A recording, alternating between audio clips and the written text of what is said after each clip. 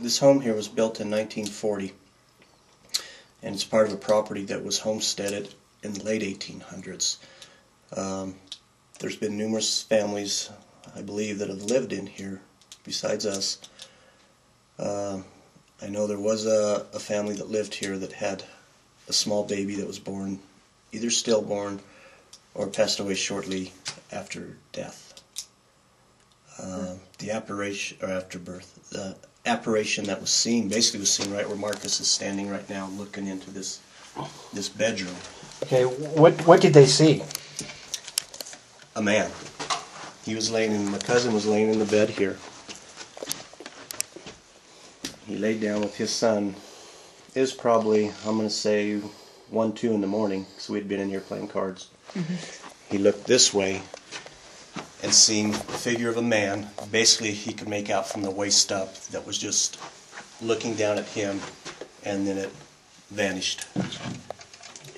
And about how long did the apparition last? Probably 2-3 seconds. Okay. Enough that he could make good identification of what he was looking at. Could he actually make out the face, or was it like No. a shadow? Or no, all the lights were out. I see. Other than this, there's a night light in this bathroom, so he was silhouetted. Okay. You know, he could, and there was another light on at the time back here in case the kids got up at night. So he definitely had enough light for vision to see, and to make out that it was a male figure. Okay, the house has been empty now. I mean, you guys moved out, what, a year ago? Oh, no, over 2 years ago. 2 years ago. 2.5 years ago. So now it's just used sporadically for guests? And guests and storage. Okay. So how long ago was it? Yeah, get on in there, Marcus.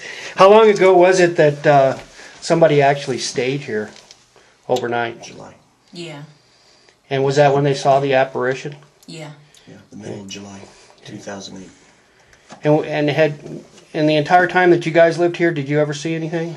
I'd never seen anything, but you could always sense that there was a spirit in the house. Okay. And it was always a warm feeling. There was nothing Frightening. frightening or malevolent about it. Was there any like loud noises or anything like that? Anything that you couldn't explain, or sounds, or? I never encountered that I remember. I just remember being really at peace here. Yeah. It was really a comfortable Just a place. couple times when like me and my cousins stayed over here. This is when like this one time I just heard like some sort of like that like a couple times, and that was it for just like a couple seconds, and then just a couple knocks, but that might just be the house or the wind, because I know it's Now also to the south of this house, from what I was told, there was another dwelling that had burnt down. Whether there was any deaths in that, I'm not sure. Now there is some older buildings outside this building. Right, from the late 1800s. Okay, so There's we got a cabin up here to the southwest, and then directly south of us here was a couple of. It's a cabin with about 2 different rooms in it. okay. Yeah. Would you say that there was probably a dwelling here before this house in the 1940s? Possibly it tore it down and rebuilt over the top of that side? I believe it was right to the south, Okay. just probably on the other side of. Okay.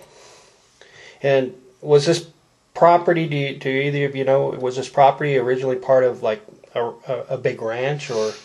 It was part of I believe it's called the Cooper Homestead. Cooper. Which, yeah, they owned a lot of this property Sure. through the valley here. Sure. Coopers go back into the mid 1800s in this valley. Yeah. Yeah. I'm Yeah. well familiar with the Coopers. But there is an old irrigation ditch that runs through the property, and I was told by a rancher that's been around here for years that that ditch was dug in the late 1870s. So it's been around a while. Yeah. Okay.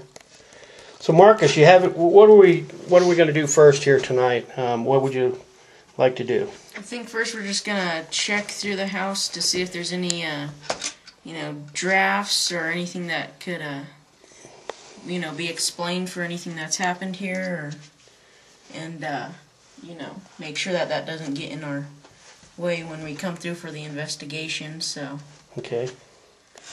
Check for rattling windows Yeah. and possible things that might be the cause of a noise or something like that. Okay.